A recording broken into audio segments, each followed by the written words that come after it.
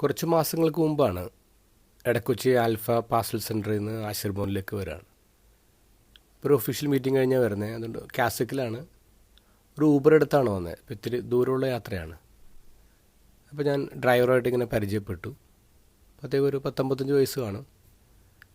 കുറേ അധികം വർഷം ദുബായിലായിരുന്നു. ഇപ്പോൾ അവിടെ നിന്ന് വിട്ടു പോന്നു. മക്കളൊക്കെ സെറ്റിൽഡായി. ജീവിതം മുന്നോട്ട് കൊണ്ടുപോകാൻ അദ്ദേഹം ഇവിടെ എറണാകുളത്ത് വന്ന് ഊബർ ഓടിക്കുകയാണ്. ശരിക്കും അദ്ദേഹത്തിൻ്റെ വീട് ഇടുക്കിയിലാണ്. അപ്പോൾ ആഴ്ചയിലൊരിക്കലും അയാൾ വീട്ടിൽ പോകും. അപ്പോൾ പരിചയപ്പെട്ട് കഴിഞ്ഞപ്പോൾ അദ്ദേഹം എന്നോട് പറഞ്ഞു, അച്ഛൻ എനിക്ക് ഈശോനെ അറിയാം, ഞാൻ എല്ലാ ദിവസവും ബൈബിൾ വായിക്കാറുണ്ട്. അതൊരു ഹൈന്ദവനായ മനുഷ്യനാണ്.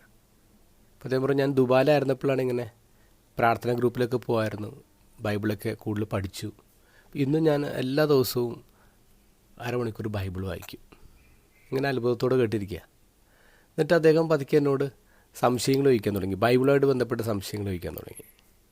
ഇപ്പോൾ ചിലതിനൊക്കെ മറുപടി പറയാൻ പറ്റി.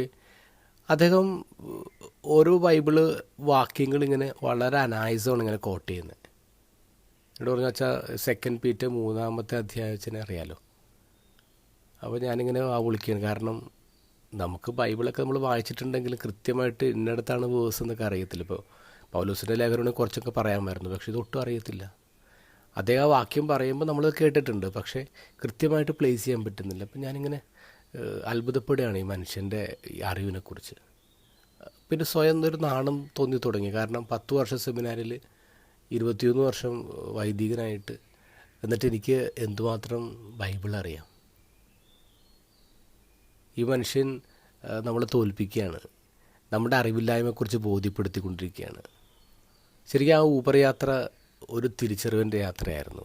എനിക്ക് ബൈബിളിനെക്കുറിച്ച് ഒന്നും അറിയില്ല എന്നൊരു തിരിച്ചറിവിൻ്റെ യാത്ര.